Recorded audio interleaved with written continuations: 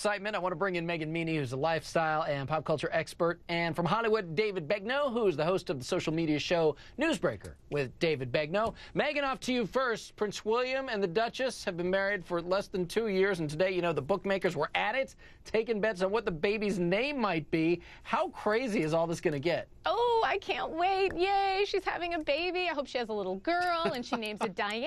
I can't wait to see the baby story unfold.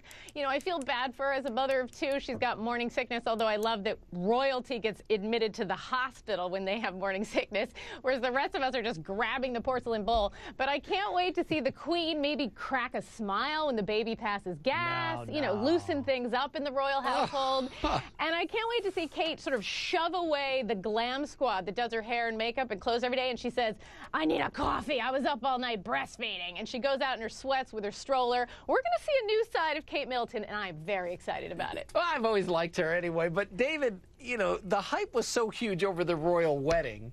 Can you imagine what it's going to be as the baby watch is now officially underway? I can't even fathom how big this is going to get. Look, somewhere right now, Prince Harry's kicking a bucket or running around in his birthday suit again because he just got bumped down in the line of succession. I think it's fantastic. You know, here in America, I think we're a little more cynical. I just came across some tweets where people are like, I don't care about the royals. I didn't care about the wedding. I didn't care about the baby. But the reality is people do care. And as for this report that the palace was trying to keep it hush-hush that she was pregnant, have you seen the tabloid covers? Congratulations. And, yeah, let's hope she gets out of the hospital. And what is the name going to be? That's what I want to know. But David, let me just ask you this. Is this divided on gender lines here? Were the cynical tweets you're reading coming more from men? Because it does seem, from my vantage point anyway, that women are far more excited about this, by and large. Absolutely. Talk to a woman about it, and she's all about it. Talk to a guy, and he's like, who cares? But, of course, we wish them the best. Not universally, of course, but we move now from William and Catherine's great expectations to a bit of a surprise. Brad Pitt's bomb of an expectation. This comes in at number 4 in our countdown of the top 5 showbiz newsmakers today.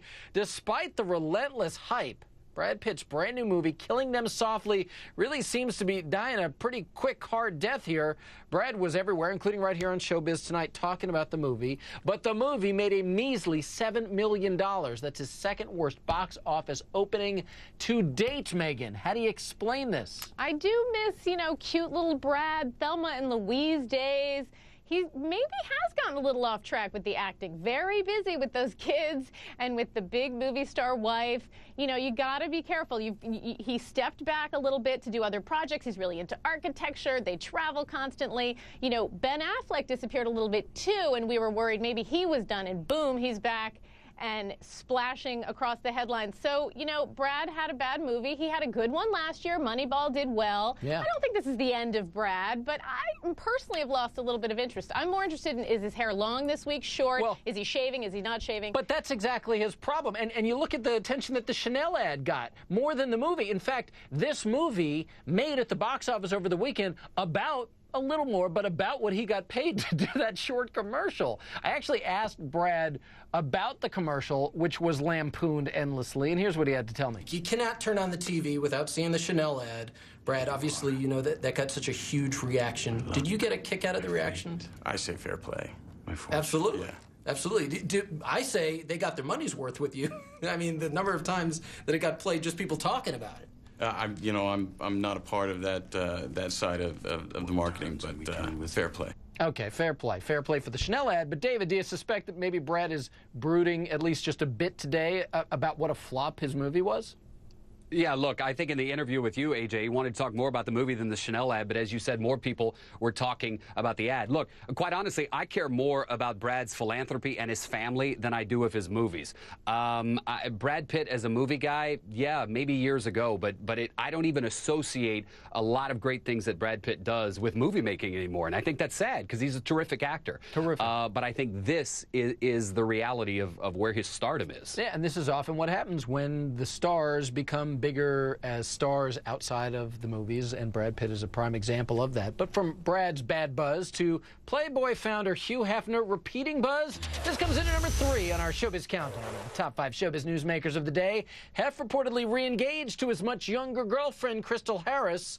So, 26-year-old Harris and 86-year-old Hef were, of course, supposed to get married back in June of 2011, but just days before, she called off the wedding, and she went on Howard Stern's radio show, not only poking fun at Hef's age, but she also claimed that she didn't even like the whole lifestyle, even though she was living at the Playboy Mansion with him. Then, she reportedly tried to sell her engagement ring.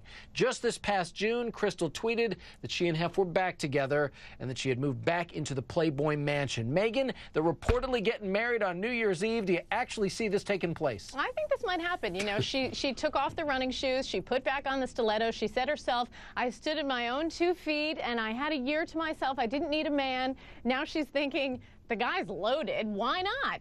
But there's some things I could see working about the 60-year age difference, you know? I mean, they're not going to have a lot of the problems that typical, you know, couples that are the same age have. For instance, you know, she can complain about him on the phone to her girlfriends, and he probably won't hear. Yeah. You know, Nice. She could redecorate the living room, and he won't see it. Hey, come on. Hef's a pretty hip guy for his age. We'll leave him alone, and we will wish them all the